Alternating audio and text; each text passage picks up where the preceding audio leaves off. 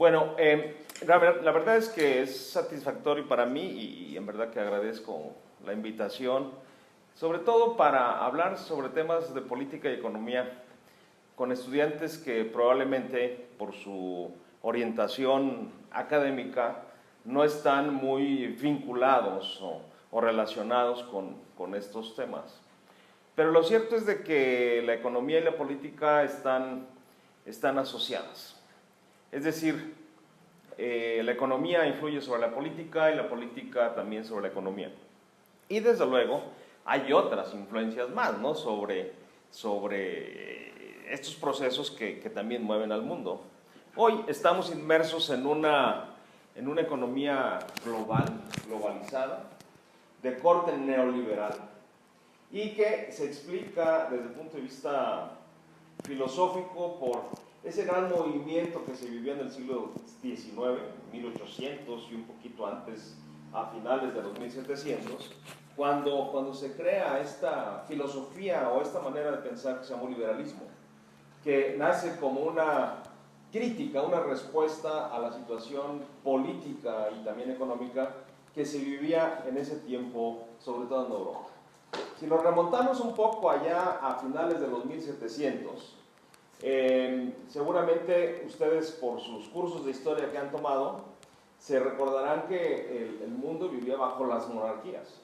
La monarquía británica, la monarquía española, desde luego el virreinato de allá de Nueva Granada, con cabecera en Santa Fe de Bogotá, pero también había otros tres, ¿no? El de Perú, en Lima, el de La Plata, en Buenos Aires, y el de Nueva España, con capital en la Ciudad de México.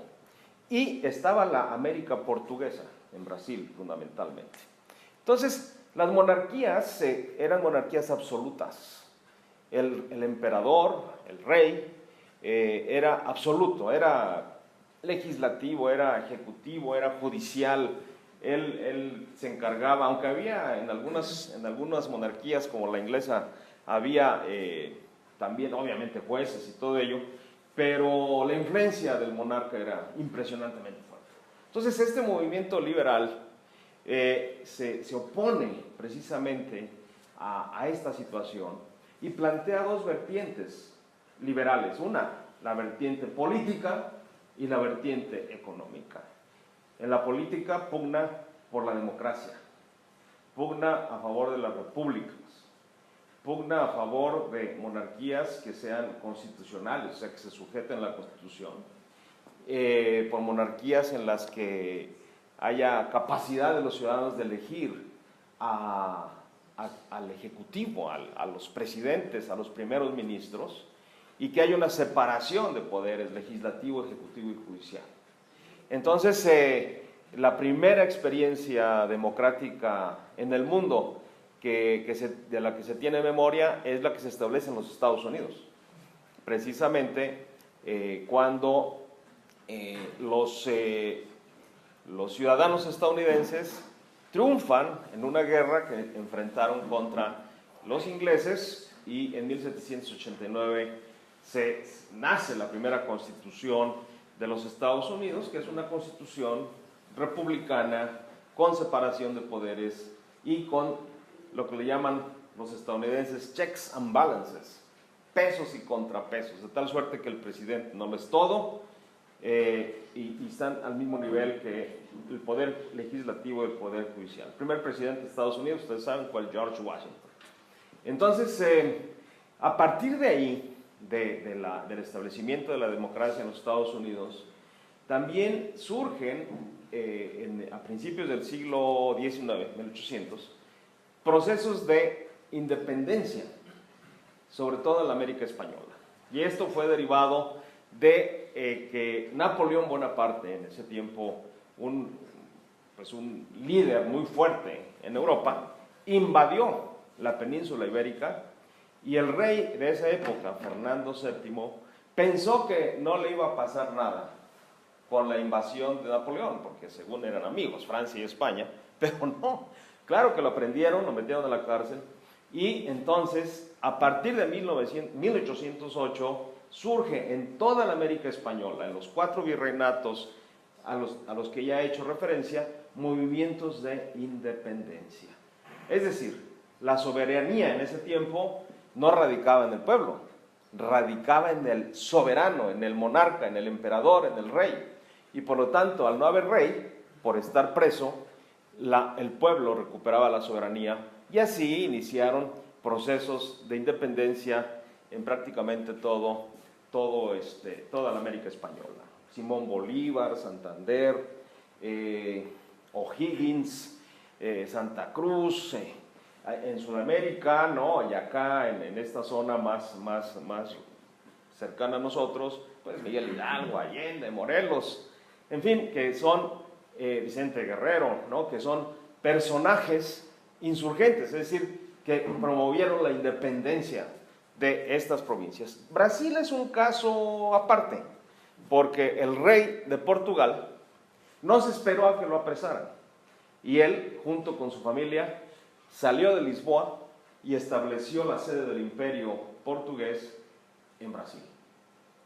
Y entonces estuvo en Brasil allí prácticamente 10 años, una cosa así, 15 años, y cuando Napoleón es expulsado de la península ibérica, entonces la familia real de Portugal regresa a Lisboa, pero deja a su hijo y le da la independencia a Brasil de Portugal, y se establece una monarquía en Brasil, pero ya de manera independiente. Y esa monarquía dura hasta finales del siglo XIX, pero no hubo el derramamiento de sangre ni el enfrentamiento entre ejércitos realistas, es decir, de la corona real española, y los ejércitos insurgentes. Más o menos este periodo de independencia duró como 10 años, en algunos lugares menos, pero fueron 10 años, de 1810 a 1820 aproximadamente. En el caso de Nueva España, México, fueron 11 en 1821, fueron de enfrentamientos y también de retraso económico. Entonces decía, el liberalismo tiene una vertiente política, que era establecer la democracia, las repúblicas, y una vertiente económica, fundamentalmente establecer la economía de mercado, el capitalismo. Entonces, capitalismo y democracia van de la mano. Y hoy, por eso hablamos de neoliberalismo, porque a partir de los años 80, sobre todo con el derribo del muro de Berlín, que fue en 1989, prácticamente el desmantelamiento de la Unión Soviética en 1991-92. La Unión Soviética, como ustedes saben, estaba constituida de varias repúblicas: Rusia, Georgia, Ucrania, Lituania, Estonia, Uzbekistán, Azerbaiyán, en fin, una serie de repúblicas, Bielorrusia, que estaban unidas, pero a partir de 1991-92 quedan de manera independiente y prácticamente asumen la economía de mercado, es decir, se olvidan del socialismo, ¿sí? Se olvidan de ese modelo económico y político denominado socialismo. Y por otro lado, China también comienza a dejar el comunismo desde el punto de vista económico para abrazar la economía de mercado. Y hoy estamos inmersos, pues, en esta figura de economía de mercado. ¿Por qué esta explicación? Porque esto también ayuda a explicar nuestro sistema político. Con la independencia de la América española, se viene una serie de pugnas que se vivió en Colombia, que vivieron los venezolanos, vivieron los argentinos, vivieron los mexicanos, todos los países que después se independizaron y se formaron como unidades independientes, enfrentaron ese debate, ese dilema entre abrazar la causa liberal, más afiliada a la democracia, más o menos a lo que se parecía más a Estados Unidos, al sistema político de Estados Unidos, o la causa conservadora, En algunos casos pugnaban por mantener la monarquía. Pero claro, ya no con un monarca español, sino con un rey local, ¿no? Un rey colombiano o un rey mexicano. Y bueno, de hecho México en la vida independiente nace como un imperio, como una monarquía, con el emperador Agustín I, Agustín de Iturbide, que se constituye en emperador, pero después, duró 1 año, 2 años, esta situación, y se abraza la causa liberal, y tenemos el primer presidente de México, que es Guadalupe Victoria, con una constitución, la de 1824, que es una constitución federal, republicana, con separación de poderes, con una Cámara de Diputados, un Senado, presidente de la República y un poder judicial. Sin embargo, esta República Federal pues dura poco, del 24 al 36. Algunos países de América Latina toman el modelo federal, de República Federal, pero solamente son 4: México, Venezuela, Brasil y Argentina. Y otros países se van por el modelo de República Central, como es el caso de Colombia, Chile, Perú, que son repúblicas centrales. Por eso en Colombia, por ejemplo, tienen una policía nacional, tienen departamentos, no estados, ¿sí? Tienen, hasta hace tiempo creo que no podían elegir gobernador, ya eligen gobernador, ¿verdad? Ya pueden elegir gobernadores, han podido elegir alcaldes desde hace tiempo, pero pues son el poder del centro, el poder nacional es importante. Las leyes son de carácter nacional. En el caso nuestro, como República Federal, tenemos congresos locales que emiten leyes, código penal, por ejemplo, para el estado de Morelos, o código civil para el estado de Morelos, que puede ser distinto al código penal de Guerrero, y puede ser que en Guerrero el asesinato, el homicidio se tenga una pena de 50 años, no sé, y aquí tenga una pena de 40, ¿no? Es decir, hay soberanías en los estados. En los casos de gobiernos centrales se rigen por un código de carácter nacional. Bueno, entonces, en el caso particular de México, y yo creo que de todos los países de América Latina, se fijaron 5 objetivos una vez que lograron la independencia. La estabilidad política, o sea, no andar en pleitos entre los mismos paisanos. El crecimiento económico, es decir, que la producción fuera mayor año con año, y con ello también los niveles de ingreso, de empleo. La igualdad socioeconómica, es decir, acabar con la opulencia y la indigencia, con esta separación y desigualdad entre ricos y pobres, que ha existido desde siempre. Esta diferencia entre ricos y pobres no es un fenómeno actual, del siglo XXI. Ha existido lamentablemente siempre, y ha sido un objetivo reducir esas desigualdades entre los pobres y los ricos. Lograr la independencia nacional, es decir, que las decisiones tomadas por los pueblos fueran decisiones soberanas, y lograr la democracia política. En algunos casos, en algunos periodos de la historia se ha logrado, en otros periodos pues no se ha logrado. Particularmente en nuestro país, en México, hemos tenido, bueno, situaciones diversas en términos del cumplimiento de esos objetivos.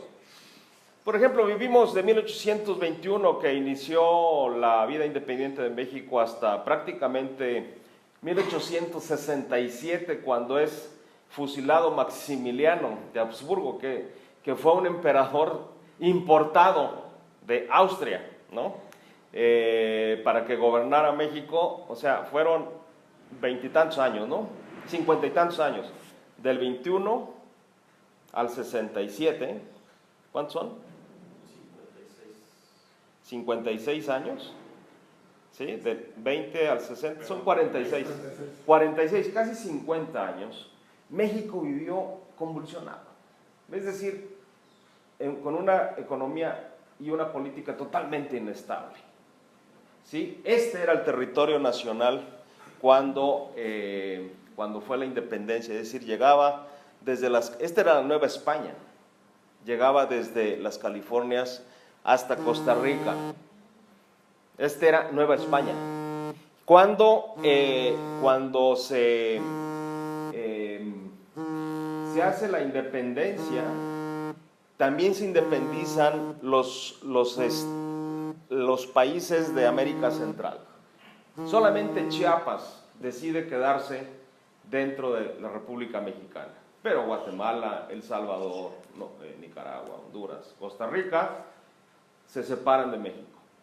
Panamá no era parte de la Nueva España, Panamá era parte de Nueva Granada, es decir, de Colombia. Y Panamá se separa de Colombia a principios del siglo XX, cuando tuvieron la pugna por la construcción del Canal de Panamá, fundamentalmente, y entonces los norteamericanos influyen sobre los panameños y se separan, porque Colombia no quería que se hiciera el canal. Entonces, por eso perdió Colombia, podríamos decir, esa porción de Panamá, que era Colombia antes. Entonces, nuestro país vivió esta época, desde luego, de mucha inestabilidad, y esta inestabilidad, estas pugnas que existieron en México, provocó que después nuestro territorio se viera hasta cierto punto mutilado. Fundamentalmente, Texas en 1836 se va, tiene una revolución y se va, se constituye una república, la República de Texas. Entre 1836 y 1845 fue república. En el 45 se adhiere a Estados Unidos. Y en el 46-47 del siglo XIX, México enfrenta una guerra contra Estados Unidos. Una guerra que pierde México, y con la pérdida de esa guerra también pierde los territorios que se ven al norte: California, Nuevo México, Arizona, Texas ya lo había perdido, parte de Utah, parte de Nevada, también eran antes de México. Entonces, finalmente, nuestro país queda, pues, como lo conocemos hasta ahora, ¿verdad? Así, con estos límites territoriales que permanecen hasta hoy. Pero, decía, ustedes han escuchado hablar al presidente electo López Obrador de que va a promover la cuarta transformación. ¿Y sí saben a qué se refiere cuando habla de la cuarta transformación? ¿No? Bueno, a quitar el PRI y el PAN. No, eso no es. Eso no es. A ver, una final. No. ¿Cuál es la primera transformación? Fue la reforma, la segunda transformación, la revolución, la tercera transformación, con Cárdenas, la expropiación petrolera, ¿no? La nacionalización, y pues ahora para él es la cuarta transformación. La primera transformación fue la independencia, cuando México se hace independiente de España. La segunda transformación fue la reforma. Sí, porque fue un cambio sorprendente, importante, y podríamos decir que es la segunda independencia de México, cuando se expulsa a Maximiliano. Bueno, más que se expulsa, se fusila a Maximiliano. Y la tercera transformación es la que viene con la Revolución Mexicana, porque Lázaro Cárdenas, los gobiernos del PRI, son producto de la revolución. Hay que recordar que Cárdenas era parte del papá del abuelo del PRI. ¿Sí? Cuando inicia la revolución, que fue en 1910, un 20 de noviembre, el presidente era Porfirio Díaz.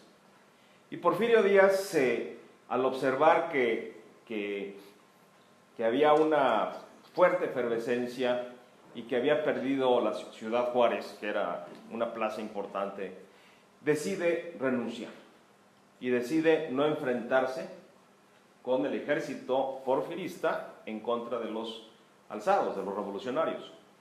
Entonces renuncia y se exilia a París. Y allá muere, en 1815. Se refina antes. ¿Eh? Se refina. ¿Cómo que se refina? Amateur. Ah, no, bueno. Aprende modales. No, Eso los aprendió como presidente. Ah, ok. Y los aprendió con la segunda esposa que De la- tuvo. Era de origen francés, ¿no? No, era mexicana. ¿Mexicana? Ok. Carmelita Romero Rubio.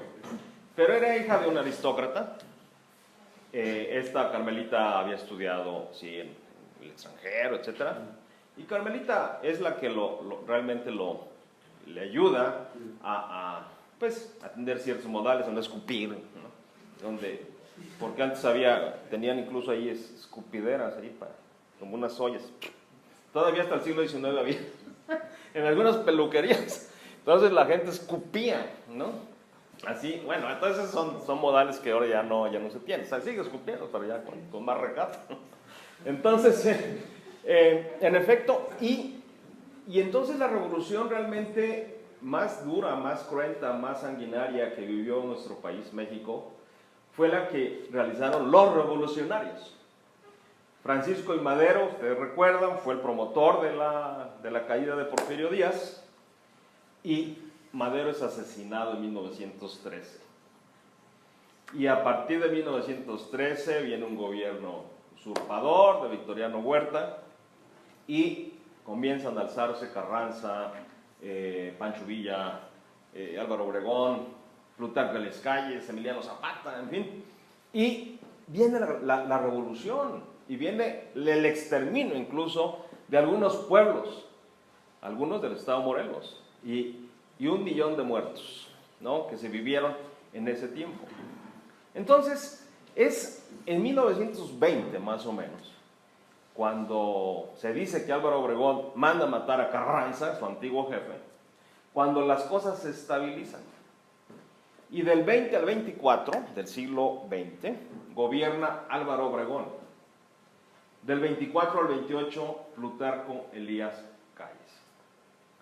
Y uno de los principios que enarboló, por ejemplo, Porfirio Díaz en el plan de Tuxtepec fue la no reelección, porque él era opositor a Benito Juárez, que se venía religiendo y religiendo y religiendo. Y claro, después acabó él religiéndose, ¿no?, Porfirio Díaz. Y después uno de los también motivos de la revolución fue la no reelección.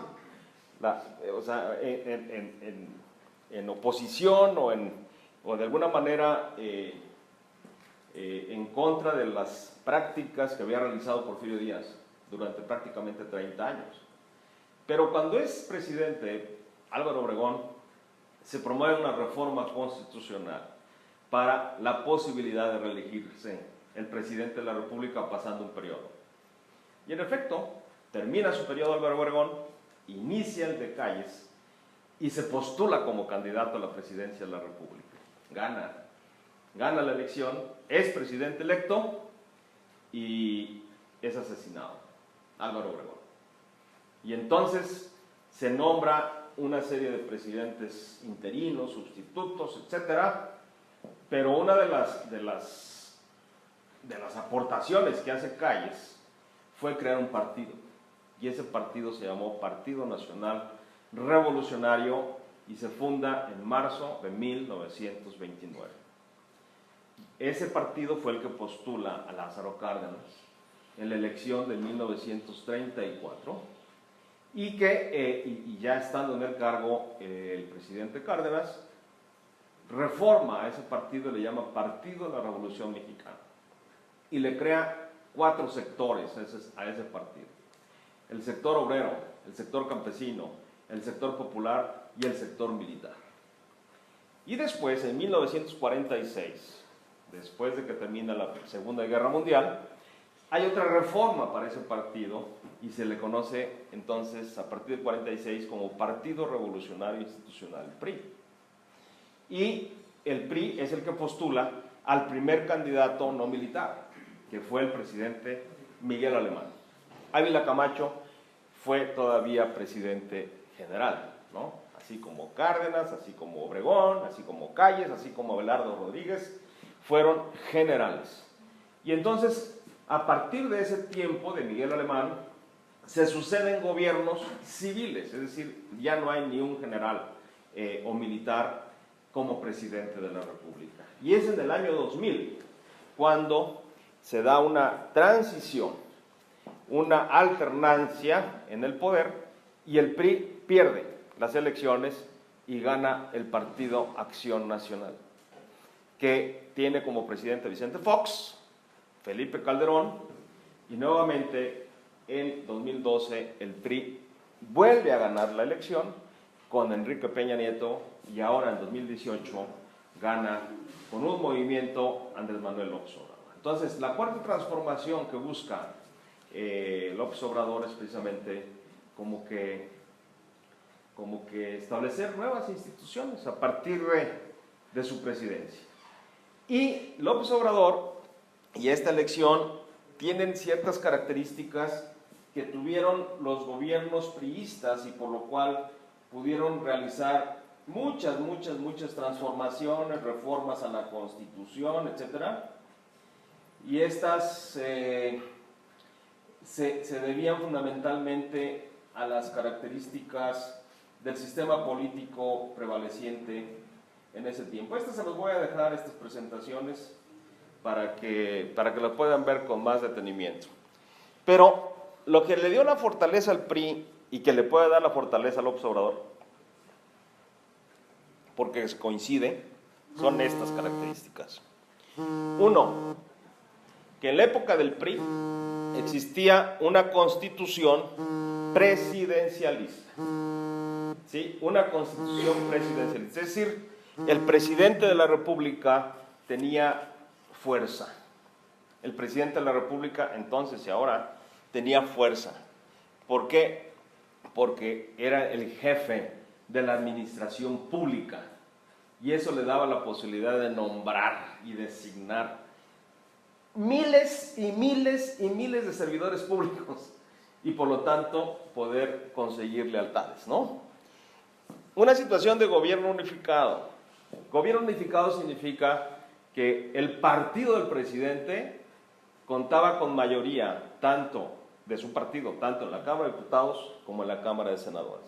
Y por lo tanto, cualquier iniciativa que mandara el presidente prácticamente era aprobada sin ningún tipo de restricción. La otra, había disciplina partidista en el Congreso. Diputados y senadores obedecían al presidente porque dependía del presidente su futuro político. El que pudieran seguir escalando en la política, que de diputado pudieran ser después gobernadores, pudieran ser presidentes municipales, pudieran ser senadores, miembros del gabinete, etcétera, directores de empresas públicas. Entonces había obediencia. El presidente de México era de facto el líder del partido. El presidente de México, bajo los gobiernos priistas, si bien no era el presidente del partido, pero sí designaba o influía para decidir quién iba a ser diputado, gobernador, senador, en fin. Y las facultades constitucionales como jefe de la administración pública. Es decir, para designar, remover y nombrar libremente a todas y todos los servidores públicos. Hoy, con la elección de López Obrador, todas estas 5 características se actualizan. Sigue existiendo una constitución presidencialista. Hay una situación de gobierno unificado porque tanto en la Cámara de Senadores como en la Cámara de Diputados federal y en la mayoría de los congresos, el partido del presidente electo tiene mayoría. Y con las coaliciones que hizo Morena con el Partido Encuentro Social y el Partido de los Trabajadores. Entonces, es posible que puedan modificar la Constitución sin ningún impedimento por tener las mayorías. hay disciplina partidista también en el Congreso. Lo que diga el señor López Obrador se hace. El presidente de México, el que va a ser, ya en menos de un mes, va a ser el líder de su partido Morena, como lo es actualmente. Y va a mantener esas facultades constitucionales como jefe de la Administración Pública Federal. Entonces, claro, se corren riesgos, sí, se corren muchos riesgos. El principal riesgo es de que pueda hacerse un gobierno autoritario. Ese es el riesgo principal, ¿sí? Como se criticó al PRI en un principio, porque decían el PRI es un gobierno autoritario y por lo tanto hay que quitarlo. Bueno, era hasta cierto punto autoritario porque tenía este tipo de características, pero esas características se actualizan. Entonces, vamos a ver cómo empieza a funcionar el presidente ya en funciones, cuáles son las propuestas que hace en su toma de posesión, que va a ser el 1 de diciembre, ya menos de un mes, cuál es el plan de gobierno que va a delinear y sobre todo para mantener estos 5 objetivos que planteaba yo anteriormente. Uno, el de la estabilidad política. Un pueblo, un país que no es estable políticamente no va a progresar nunca. O sea, si hay pugnas internas, si hay pleitos entre los mismos conciudadanos, se va a estancar. Crecimiento económico. Necesitamos que la economía crezca para que haya más empleos. Que haya también, desde luego, independencia nacional. Que haya una mejora socioeconómica. Es decir, que se reduzcan las diferencias entre ricos y pobres. Y que sigamos en democracia. Es decir, la democracia a veces juega bromas. Y claro, a veces no estamos de acuerdo con los resultados de la democracia. Pero lamentablemente no hay un sistema político alternativo que sea mejor que la democracia. Ya América Latina vivió años de gobiernos militares, por ejemplo en Perú, en Ecuador, en Brasil, en Argentina, en Chile, ¿no? En varios países de América Central. Y sabe lo que significa vivir bajo regímenes militares en los que no tienes alternativas de decisión, ¿no? La represión y todo ello. Entonces, estamos pues ante una circunstancia muy especial, inédita, y que esperemos que no se descompongan las cosas, ¿no? Ha habido polémica, desde luego, en las últimas decisiones que se han tomado, sobre todo con respecto al aeropuerto, ¿no? Que han pues dividido el país, y que coincidentemente o no, pero muchos dicen que fue provocado afectó a las finanzas del país. Es decir, el peso se deprecia, es altamente probable que las tasas de interés vuelvan a subir en diciembre, y sobre todo hay un enfrentamiento hoy con el sector privado.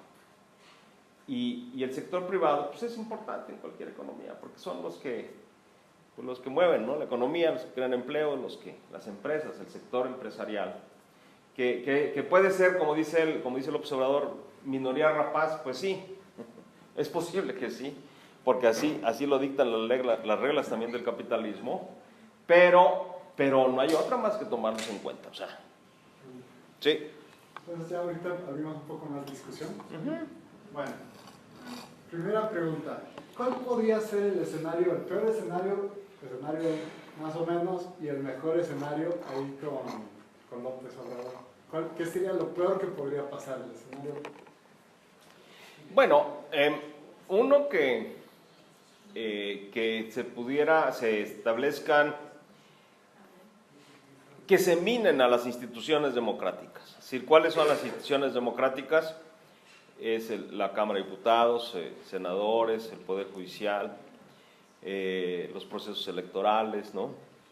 La forma en cómo se han avanzado para que las votaciones, las elecciones no las maneje el gobierno, sino que las maneje pues ciudadanos, ¿no? Como es el INE hoy. Esto, o sea, sería un retroceso, vamos, si se limitan esas libertades, la libertad del sufragio, etcétera, ¿no? Ese sería el peor escenario. Porque eso va a traer repercusiones también en lo económico. Acuérdense que al principio yo arranqué diciendo que vivimos en un sistema filosóficamente soportado en el liberalismo. Y el liberalismo tiene dos pilares: la economía de mercado y, por otro lado, la democracia. Ahora, yo no creo que López Obrador vaya en contra del liberalismo, porque una de sus figuras que sigue mucho es Benito Juárez. Sí, Y Benito Juárez es liberal por excelencia. Pero sí es nacionalista, ¿no? Quiere promover... Pero sí es nacionalista. Y hoy lo que vivimos es una tendencia al nacionalismo, y lo vemos en Trump, Sí. que se está cerrando al mundo. Lo estamos viviendo con la elección del nuevo presidente de Brasil, de Bolsonaro.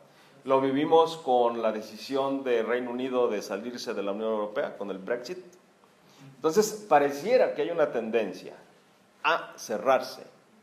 Eso es un resultado, según leí, de unos inversionistas muy grandes, que a partir de la crisis económica que hubo en 2008 y en Estados Unidos, ¿no? Como modelo, cosas similares pasaron en otros países. Iba a haber un ajuste muy importante económicamente y no pasó porque el gobierno intervino. Y el gobierno al intervenir generó que los que entendían de finanzas y negocios pudieran hacer una fortuna impresionante y los que no quedaron en pobreza. Entonces hubo desigualdad. Entonces, en situaciones de desigualdad económica, la tendencia es esa, favorizar líderes nacionalistas como Trump, como aquí López Obrador y los demás que ya mencionamos. Entonces, yo creo que una de las metas más importantes que tiene es justicia social. Esa es la igualdad socioeconómica, cumplir con ese objetivo. No, y yo creo que estamos de acuerdo en eso. Estamos de acuerdo en eso, ¿no? Pero tiene que hacerse, hay dos vías, uno hacerlo de manera gradual y otro de golpe. ¿Cuál sería la gradual? Yo le voy a hacer una pregunta. En Cuba se trata de que haya justicia, es decir, igualdad social, y eso es un tema muy complicado. Yo creo que el punto clave de la economía de Cuba se trata por el hecho de que traten de que todos sean igual, o traten de que casi todos sean igual económicamente, ¿no? Entonces yo creo que eso va a influir mucho también en la economía de México, porque aunque quieran, todas las personas no pueden ser igual económicamente.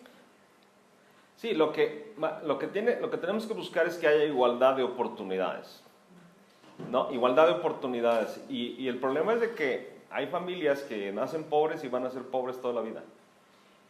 Y eso es lo que hay que acabar.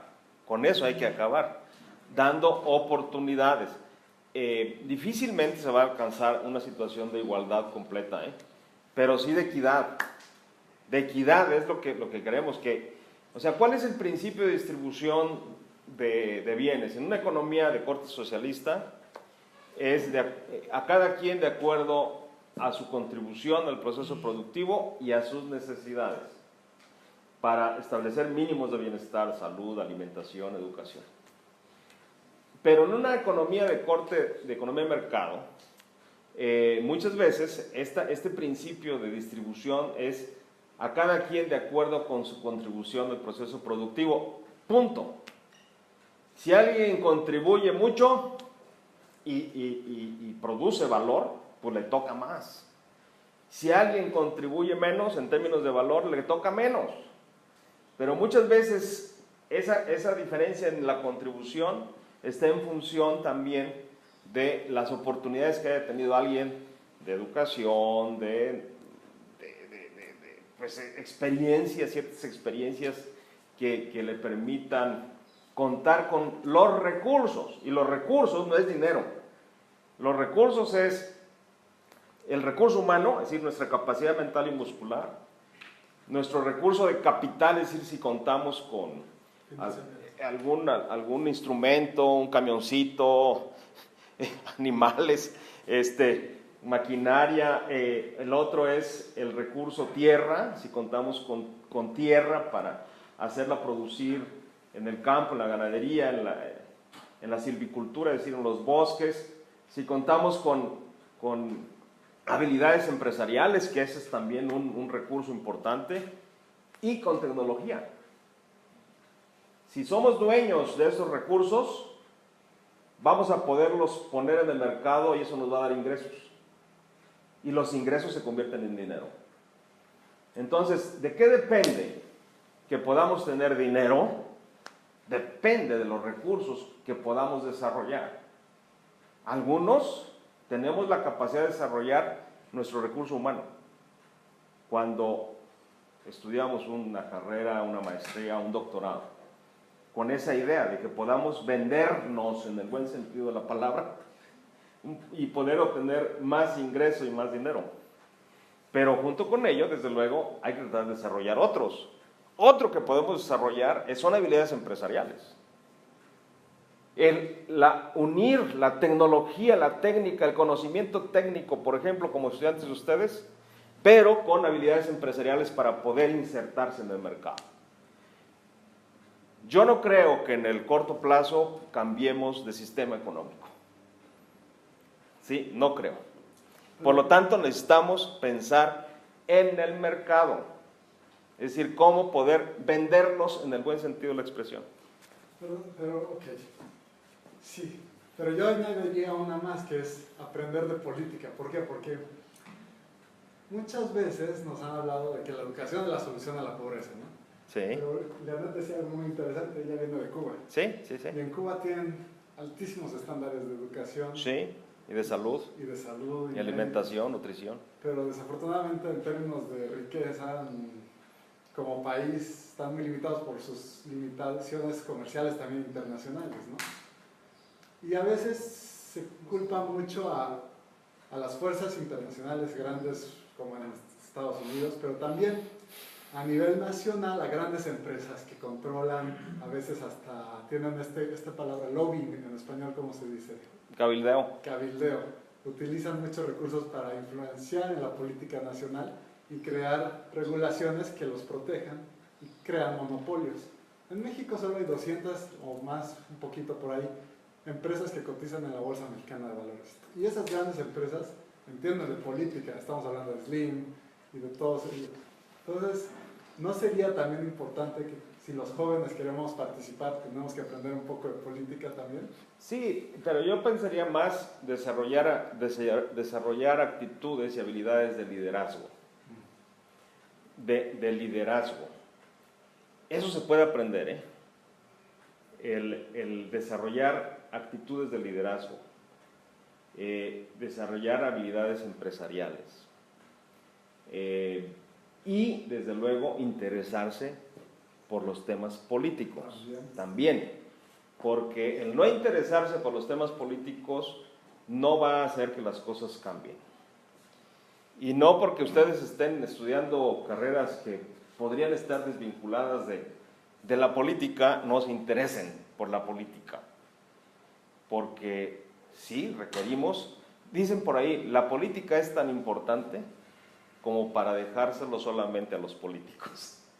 O sea, tiene tal grado de impacto en nuestra vida cotidiana la política, los partidos, relacionado con la economía, que es necesario que sí nos involucremos, ¿no? Que nos involucremos y que entendamos cómo se manejan las cosas. Y sí, quien determina muchas de las políticas públicas son las cámaras legislativas. Cuando se emite una ley, ¿qué es una ley? Una ley es un conjunto de reglas del juego. Entonces, las reglas del juego las crean las y los diputados, las y los senadores.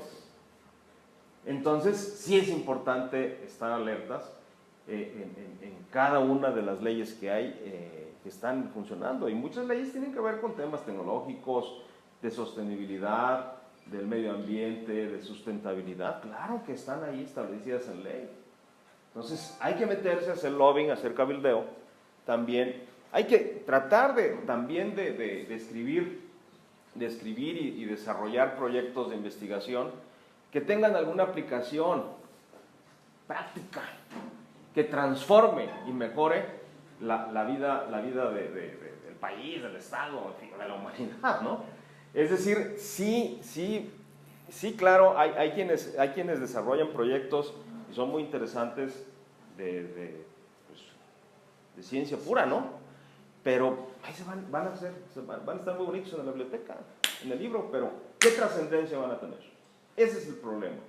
Por eso es muy importante que instituciones como esta, y sobre todo ustedes, se fijen en proyectos que tengan una repercusión y que puedan tener también, ejercer influencia para transformar el estado de cosas en el que estamos, ¿no? Y que ello vaya orientado a mejorar las libertades, que ese es un valor muy importante en una sociedad, el que podamos ser libres de elegir, libres de pensar, libres de expresarnos también nuestras ideas, libres hasta de criticar, siempre respetando los derechos de otros, ¿no? La dignidad, ¿no? No podemos tampoco criticar así y ofender, pero sí libertad de elegir, libertad de creer, ¿no? En fin. Y eso, desde luego, tiene que ver con la democracia. Buscar reducir las desigualdades sociales, sin duda. Y eso tiene que ver con reformas al sistema de economía de mercado. Ese es algo que han pugnado varios filósofos, economistas, autores, que hay que reformar a las instituciones de la globalización. Hay que reformar al Fondo Monetario Internacional, a la Organización Mundial de Comercio, al Banco Mundial, hay que reformar a la ONU. En fin, hay que hacer reformas para que las reglas del juego cambien y eso ayude a elevar el nivel de vida y de bienestar de la gente. Solamente así se puede justificar cualquier sistema político, económico que exista, ¿no? Entonces, bueno, les voy a dejar otro documento porque ya se está acabando y bueno, desde luego vamos a abrir un periodo de preguntas y respuestas que habla de algunos otros aspectos, factores que explican la situación económica actual, factores que explican la depreciación de nuestra moneda, en el caso de México. Y la otra es, en términos económicos, hoy vivimos en sistemas de tipo de cambio flotante, es decir, las monedas están moviéndose, a veces en un día cambian. Y cuando estamos bajo esos sistemas hablamos de depreciación de la moneda o apreciación. Ya no es válido, desde el punto de vista económico, hablar de devaluación. Si ustedes tienen que decir algo relacionado con la pérdida de valor de una moneda, digan depreciación. Porque la devaluación es un término que se utilizó durante sistemas de tipo de cambio fijo. Y esos sistemas de tipo de cambio fijo acabaron en los años 70. ¿Sí? Entonces, si alguien habla, se devaluó la moneda, te va a entender. Pero uno va a denotar cierta incultura económica. ¿Sí? Entonces hay que hablar de depreciación. Simplemente, es una exquisitez teórica si quieren. Pero, pues los que se hacen la teoría dirán, pues por eso la hice, ¿no? La teoría para que se aplique. Entonces, nuestro peso se ha depreciado por muchos factores. Por nuestra balanza de pagos que registra nuestras exportaciones e importaciones, por la llegada de capitales al país, capitales extranjeros. Lamentablemente se ha reducido la entrada de capitales extranjeros, ya no están viendo a México como un destino importante, y eso lo dicen los números, vamos, no es que lo diga yo y se los voy a mostrar. Otro es por la disminución de los precios internacionales del petróleo. Cuando entró a finales de Calderón, 2012, el barril de petróleo andaba arriba de los $100. En febrero del 2017, si no estoy mal, o 16, llegó a $19. Y claro, los ingresos de dólares por la venta de petróleo, aunado con la disminución en nuestras reservas, de que se nos está acabando el petróleo, bueno, se nos está acabando en la extracción rápida y fácil, y ahora tenemos que ir a profundidades más elevadas, ¿no? En el Golfo de México para poder extraerlo, por eso la reforma energética. Esto también ha minado la fortaleza del peso. El bajo crecimiento económico mundial, la economía mundial no está creciendo lo suficiente, y al no crecer lo suficiente no hay ese nivel de comercio entre las naciones.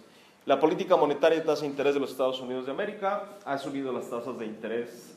La Reserva Federal de Estados Unidos, con Obama andaba como en 0% la tasa de interés, y hoy ya está en 2.25, 2.50 de tasa de interés, y eso atrae capitales a Estados Unidos y fortalece al dólar. Y la otra son factores internos de tipo político, de tipo económico. Pero podemos ver cómo ha evolucionado el tipo de cambio. En el 30 de junio del 2014 estaba en 12.98 pesos por $1. Ese era el tipo de cambio que teníamos. Y a partir de esta fecha comienza a depreciarse la moneda, y explicado por esos factores que decía yo anteriormente. ¿Sí? Llegamos a estar en la época más dura fue cuando iba a tomar posesión Trump en enero del 2017, que llegó casi a 22 pesos el tipo de cambio, y después se recupera, y después la época también más difícil fue víspera de la elección de López Obrador, que llegó a 21 pesos, y después con sus expresiones y sus apapachos, ¿no?, al sector privado y todo eso, se mejoró el tipo de cambio, se apreció, y últimamente a finales de octubre, la semana pasada, que estamos hoy en 20 y algo, ¿no? Hoy en los bancos está a 20 pesos con 22 centavos. Por la cancelación del aeropuerto. $1. Eso puede explicar, aunque también se ha fortalecido el dólar.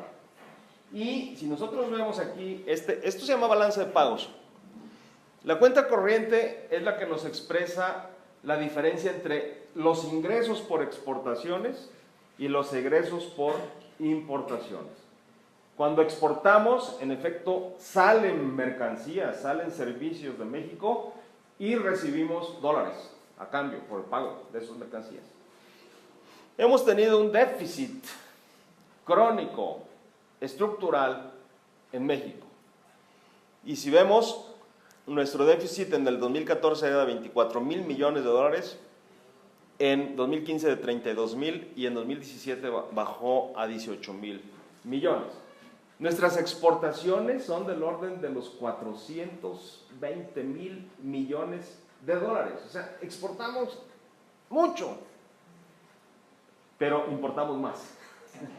Sí, por eso el déficit. ¿Cómo se compensa el déficit en la cuenta corriente? Se compensa con las entradas de capital, que viene ahí la cuenta de capital.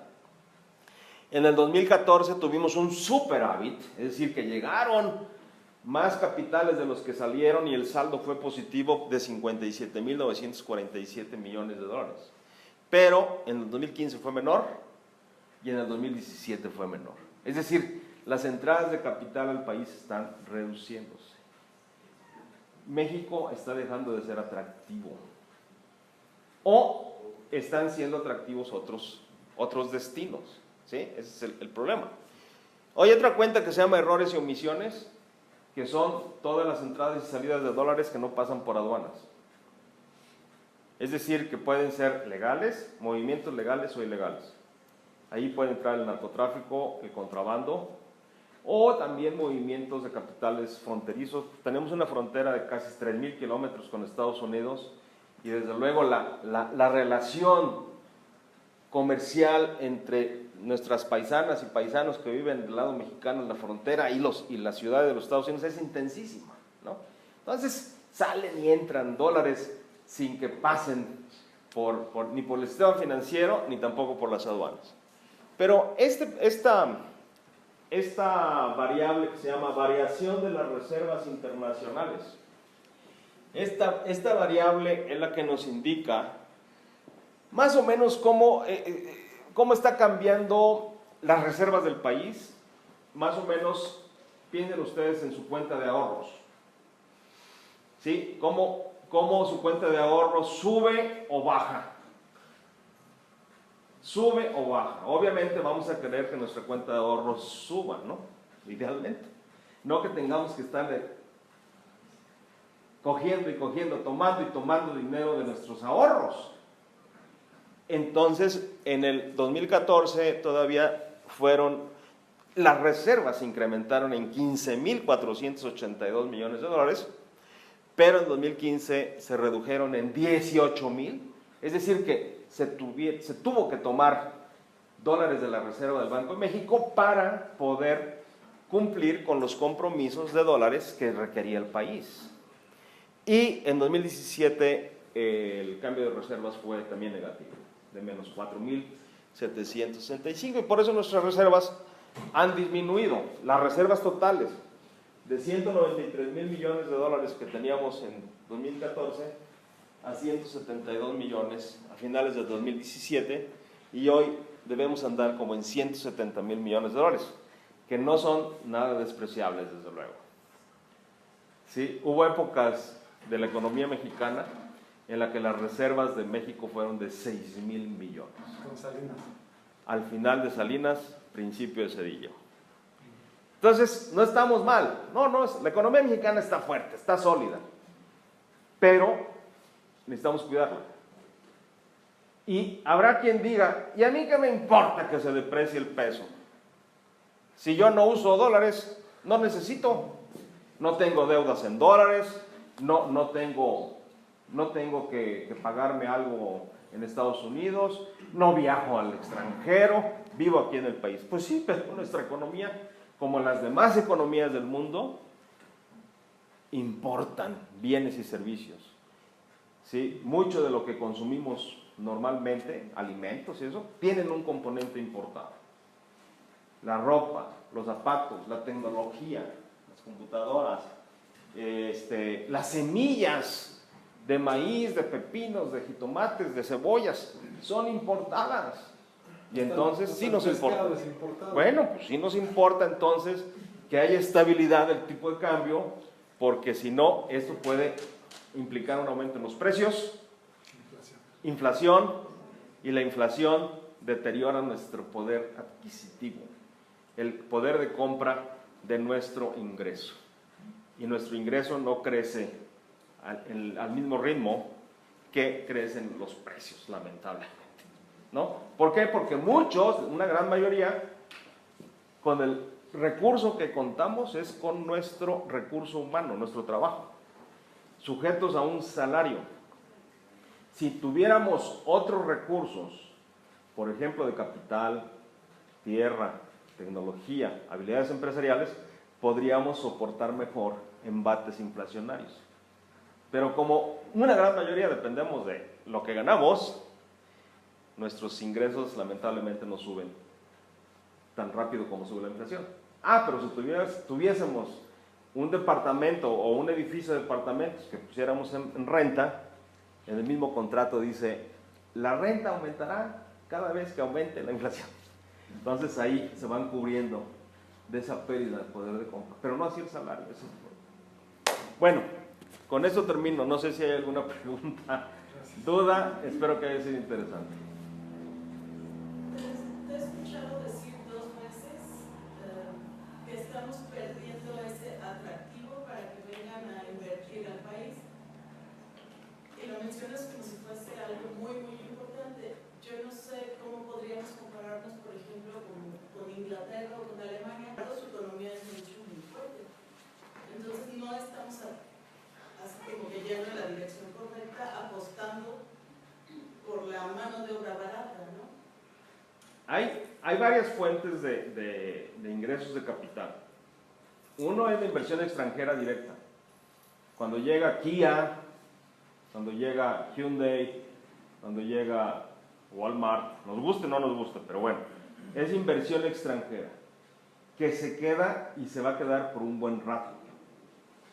Pero hay un tipo también de inversión que son de menor corto plazo, que es cuando los extranjeros vienen y compran acciones, bonos gubernamentales, etc.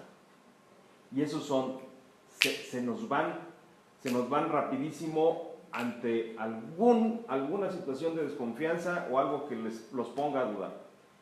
La inversión extranjera directa no, porque además somos más de 120 millones de consumidores y claro, una empresa extranjera le va a pensar en irse, aunque ha ocurrido casos. Ustedes se han de acordar cuando teníamos aquí un supermercado que se llama Carrefour. Se fue, se lo vendió Chedraui. Chedraui son mexicanos, son paisanos de Veracruz, de Puebla. Pero se fue, Carrefour. Por fortuna Chedraui compró eso. Pero si ustedes ven este dato de inversión de cartera es uno de los componentes de la cuenta de capital. En el 2014, las entradas de inversión en cartera, compra de acciones de extranjeros en México, 46.345, para el 2015 cayeron a 27, aun y cuando la inversión extranjera directa no se cayó. Entonces, el problema es de que el mercado de capitales es muy volátil y es libre. Entonces, con cualquier situación que se pongan nerviosos, los capitales, o que haya un mejor rendimiento en Estados Unidos o en Europa, los capitales se van, de los extranjeros y de los mexicanos. Porque además no es delito el que te lleves tu dinero de México a Estados Unidos o a Madrid o donde sea. No, el delito es no informar al SAT, al Sistema de Administración Tributaria, de que estás teniendo alguna utilidad. Ese sí es delito, pero sacarlo no es. Y la verdad es que los capitales no tienen patria. No tienen patria. O sea, hay una conducta racional en el individuo que dice, yo me voy a ir donde puedo obtener más. Y difícilmente se puede combatir eso, a menos de que se conculquen las libertades, sí, incluso las libertades económicas, ¿no? Pero ese es el problema, de que hemos tenido una disminución de las entradas, sobre todo en la bolsa, en los bonos, en la compra de activos físicos, incluso de extranjeros en México, por ciertos temores. Entonces, ante eso, pues mejor se quedan en su país y los extranjeros que están acá se regresan a su país. Ese es el punto.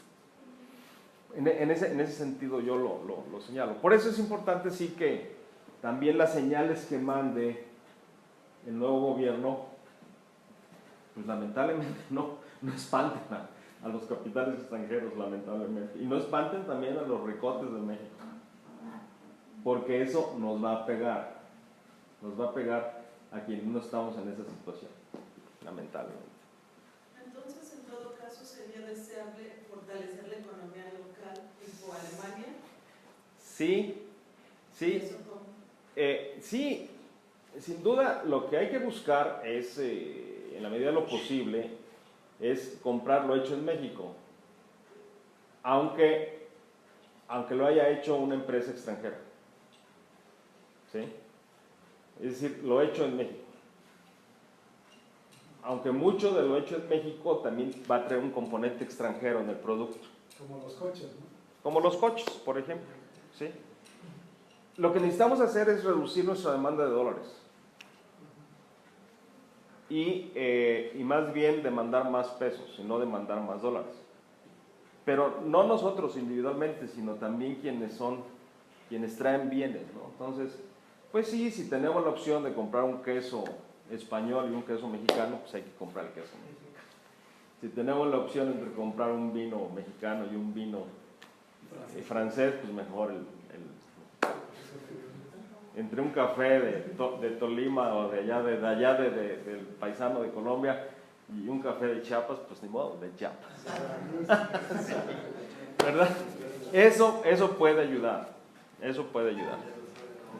Y la otra es elevar también nuestra productividad, ser más productivos, capacitarnos más. La productividad provoca elevaciones en la competitividad. Y si aumentamos la competitividad, nos hace más atractivos en los mercados internacionales. Y sí, la innovación, la creatividad, las mejoras tecnológicas, todo eso, mayor capacitación, adiestramiento, trae resultados en productividad. Necesitamos elevar la productividad de México para que eso nos haga más competitivos y podamos pues, estar en los mejores niveles a nivel internacional. Sí, pero sí, no, nada está exento pues de esfuerzo, dedicación y trabajo. Sí, señor. Entonces, lo que debería hacer un presidente es seguir obedeciendo las mismas reglas de que el mercado mande, seguir atrayendo inversión extranjera a pesar de que los que pierden son los de aquí, porque es lo que últimamente ha pasado. No, yo no creo que eso sea así de tajante. No, la productividad. Yo creo que el país, mientras no cambien las reglas del juego internacional, no puede dejar de estar vinculado al exterior,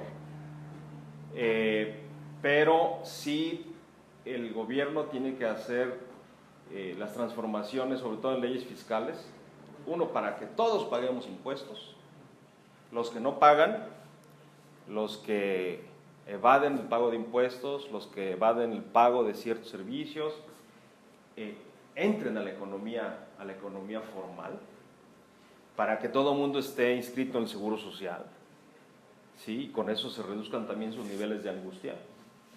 Y que, desde luego, haya una política fiscal progresiva, es decir, que paguen más los que más tienen y que haya menos fuentes de evasión. Pero también necesitamos todos entrarle. Fíjense que en la época del presidente Juárez y Lerdo se establecieron medidas contra el contrabando, porque aproximadamente 66% de los ingresos públicos provenían de las aduanas del país. Y entonces establecieron leyes más duras para evitar el contrabando. No, pero empezaron a haber revueltas, ¿no? O sea, a favor de lo ilegal. Es como cuando se están robando la gasolina de Pemex que va por los ductos y los pueblos se unen en contra de los policías y de los soldados que quieren pues detener a esa gente que está evidentemente infringiendo la ley. Es una democracia, la tiranía de la democracia siempre tiene la razón, ¿no? No, pero eso no puede permitirse, porque entonces vas a permitir que en la democracia se ataque a ciertas minorías. Ah, porque dice la mayoría, entonces sí que se ataque a las minorías. No, por eso hay leyes, para que aunque sea una mayoría tenga que acatarlas. O sea, tan malo es la tiranía de la mayoría como la tiranía de las minorías. Y por eso tiene que haber leyes. Pero no podemos estar de acuerdo en el que se roben la gasolina. ¿O sí? No, Pero tampoco podemos estar de acuerdo en que suban tanto. el SAT le perdone todos los impuestos a Claro, Visa o a Coca-Cola. tampoco. O sea, es peor de tirano el permitir que los millones y millones de impuestos que deben las grandes empresas, es muchísimo más tirano permitir ese robo que permitir el robo de la gasolina. Yo creo que aunque sean robos, ambos se tienen que acabar. O subirle tanto a la gasolina. para todo el pueblo y los otros nada más es para unos cuantos. No, pero ya nos lo explicaban en la diapositiva anterior, ¿no? Que hay 5 puntos para la gobernabilidad y no se tenían anteriormente. Entonces se supone que ahorita sí se pueden tener y en su tiempo los tuvo el PRI y por eso las cosas iban bien. En su tiempo la tuvo el PRI hasta 97. Y después del 97, créanme, se nos descompuso todo, ¿eh? Después, o si no estaban las cosas bien, se pusieron peores. En los gobiernos, sobre todo de Fox, y de Calderón, y también de este que tenemos. Pero por falta de mayoría, porque entonces se tenía que conceder, resulta muy cara la democracia cuando no hay mayorías. Por eso tiene una gran oportunidad López Obrador. Ojalá y no la desaproveche, pero ojalá también no se pase de la raya, ¿no? De que vaya después a querer reformar la Constitución para la reelección y todo ese rollo, ¿no? Que históricamente ya hemos vivido situaciones de eso. Última pregunta. A ver, usted, profesor, usted diga aquí. Pero tenemos chance de más de una. No, pues las tres. A ver, rápido, las tres. Que digan las tres y las resumimos en una sola respuesta. A ver, digan las tres. Esta es una de... Yo tengo una duda. En tu opinión, ¿crees que Colosio hubiera cambiado alguna situación del país? Pues Colosio tenía una idea más social de las cosas, sí. Colosio tenía una formación económica sólida y tenía una, como que era de provincia, o sea, no porque los de la Ciudad de México no tengan conocimiento, pero no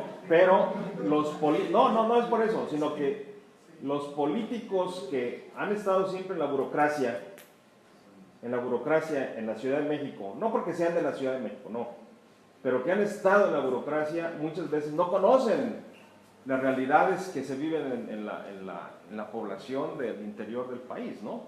Y entonces, eso sí lo tenía Colosio, había ganado elecciones, etcétera, etcétera, ¿no? Entonces, siempre el tener una exposición ante el pueblo ayuda a que el político sea más sensible a los problemas de la gente. Yo creo que sí hubiese sido un mejor presidente. Lástima que lo mataron. Allá que quería preguntar. Magno. Sí, después de, bueno, López Obrador, ¿qué planes tiene con respecto al tema energético? ¿Tema de qué? Energético. Después de la reforma energética, López Obrador, ¿qué ha dicho o qué propuso? Pues quiere revisar el tema energético. Y bueno, que se revise, pero el asunto energético se debe fundamentalmente a la aplicación práctica de las cosas. Nuestra producción está disminuyendo, nuestra producción de petróleo está disminuyendo porque se está agotando Cantarell. O sea, un pozo que fue buenísimo en la época de López Portillo, estoy hablando entre el 76 y el 82. Se están disminuyendo esas reservas y por lo tanto resulta mucho más caro y riesgoso explorar y sacar petróleo de aguas profundas. La reforma energética lo que permitió es de que las empresas transnacionales corran el riesgo al igual que Pemex. Antes solo lo corría Pemex cuando una exploración resultaba un fracaso.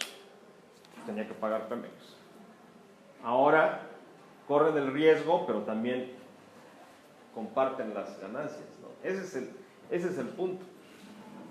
De otra suerte, México, como ya lo es, se va a convertir en importador de petróleo, ¿no? Porque las fuentes de petróleo que tenemos más sencillas para su extracción se nos están acabando. Tenemos que ir más a profundidad. Entonces se va a revisar seguramente la reforma energética y tiene los votos suficientes López Obrador para cambiar. Pero algo sintomático, que ustedes lo han vivido y lo han sentido y todos nosotros lo hemos sentido, es que no ha variado ni tampoco hay visos de que varíe el precio de la gasolina. No ha dicho absolutamente nada y tienen desde luego la capacidad legislativa para hacer modificación. Sí mencionó que va a quitar el IEPS. ¿Pero por qué no lo ha quitado? Porque todavía no. Pero tiene a todos. No, tiene a los diputados, senadores, son mayoría. Es que es ilógico, ¿no? Porque si ya se acabó en el mundo del petróleo barato, el que estaba en 50 y todo, se tiene que rascar más abajo. Es como ir por tu cubeta de agua a 2 kilómetros. Te va a costar más. Sí, claro. O sea, eso sí lo veo medio fantasioso. Sí, y también el asunto es de que una parte importante de lo que pagamos por la gasolina son impuestos. Es el impuesto especial sobre producción y servicios. Entonces, necesitamos encontrar una forma de sustituir ese impuesto para que los ingresos del gobierno no se caigan. ¿Y por qué se lo pusieron a la gasolina? Porque es un producto con una demanda inelástica, dirían los economistas. Es decir, que aunque aumente el precio, el consumo se reduce poquito. Entonces ahí es de donde no queda otra sopa más que comprar la gasolina y pagar. Entonces, si quita el IEPS, va a tener que encontrar de dónde sacar esos 200,000 millones de pesos del IEPS. Precisamente estaba checando que debido a la mala administración de la burocracia, muchas personas no están dadas de alta en el SAT y por eso no contribuyen. Es un problema de gobernabilidad, no de que la gente no lo quiera hacer. Por ejemplo, Chiapas tiene el mejor café del mundo, pero casi todo se vende así de manitas y después por el SAT, porque es un lío enorme de trámites y te cuesta dinero y si en 3 años no lo recuperas, entonces ya le debes, tienes que quebrar. Sí, yo creo que acabar con la corrupción, como lo ha prometido, reducir el número de servidores públicos de más que haya, desde luego que va a reducir las necesidades financieras del gobierno federal, sin duda. Eso va a ayudar, pero también va a dejar heridos en el camino. ¿Verdad? Los que queden desempleados, las medidas que vaya a tomar en política fiscal. Sí, siempre los cambios son dolorosos, ¿no? Entonces sí necesitamos estar preparados para poder enfrentar esos cambios también, ¿no? Señora, la última vez. Hace un instante comentaba pues básicamente como para alcanzar una equidad en todo el mundo habría que hacer algunas reformas, ONU, Banco Mundial, Fondo Monetario, etc. ¿Por qué? Al final de cuentas todos esos organismos son financiados por todos los países que los integran. Así es. Entonces, pues, básicamente el que más le mete es pues, el que tiene mayor influencia, el que tiene mayor poder de decisión. La pregunta sería, ¿por qué quisiera Estados Unidos, por qué quisiera Francia hacer reformas a esos organismos cuando a ellos les va muy bien? O sea, si los demás... Pues bueno, pues ahí más o menos que vaya pasando, pero yo no creería que Estados Unidos, Francia, Canadá quisieran cambiar el modelo que tienen si les está yendo muy bien. O sea, si a final de cuentas le van a perder, creo que no tiene mucho sentido. Me parece que siempre se busca privilegiar al que más tiene, en todos los niveles, ¿no? O sea, desde internacionalmente, a nivel país, a nivel local, el que es privilegiado probablemente busque un ganar-ganar, pero un ganar-ganar muy desproporcionado. O sea, bueno, pues a lo mejor como gobierno aquí en el país buscamos que la población toda la población mejore sus condiciones, pero yo como institución, pues obviamente me debo de beneficiar, pero al 10 veces, 100 veces más. Entonces, ¿por qué debería haber esas reformas? Bueno, miren, cuando yo fui secretario de Agricultura aquí en el estado, me fue a visitar una persona de altos recursos, de familias de muchos recursos en el país, pero que también tenía producción de borregas lecheras. Y lo que me dijo fue, oye, yo te vengo a proponer esto de que podamos desarrollar un programa en el que las borregas las podamos vender al costo, o sea, sin que yo gane nada, pero sí que recupere mi inversión y que el gobierno pueda dar un subsidio. Y yo le pregunté, oye, ¿pero por qué? ¿Por qué tú, que produces, no quieres tener una ganancia? O sea, ¿dónde está el truco? Quiero ver por dónde viene el golpe, ¿no? Dice, mira, yo lo hago por 2 razones, por amor y por temor. Pero claro, me inclino más por amor, o sea, por solidaridad, porque si les damos borregas lecheras a las familias más pobres del sector agropecuario, pueden hacer sus quesos de oveja y eso venderlos más caros que los quesos de vaca. Y eso aumenta su ingreso. Pero también lo hago por temor ante el crecimiento en las desigualdades. Estos grupos de la población que se pueden ver en la desesperación de querer quitarme a la mala lo que yo tengo. Yo creo que los países industrializados, más poderosos, más ricos, deberían de hacerlo por amor o por temor, esas reformas.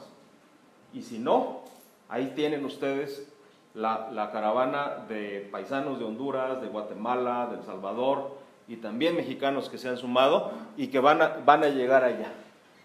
¿Sí? O toda la oleada de paisanos de África del Norte que están llegando a Europa.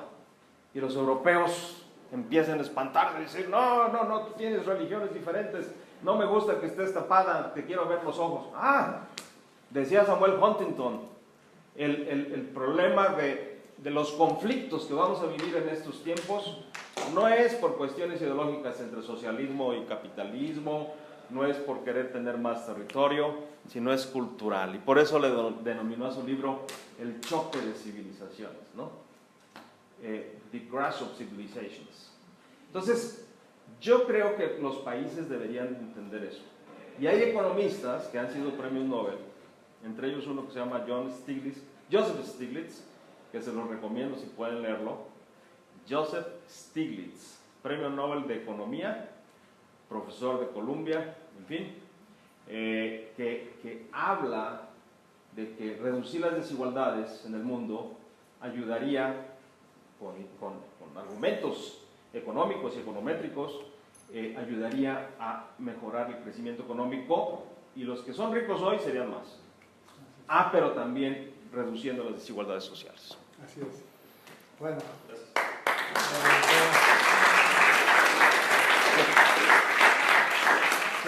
Oye, ¿qué? ¿Lo grabamos esto? Gracias, ¿eh? Gracias.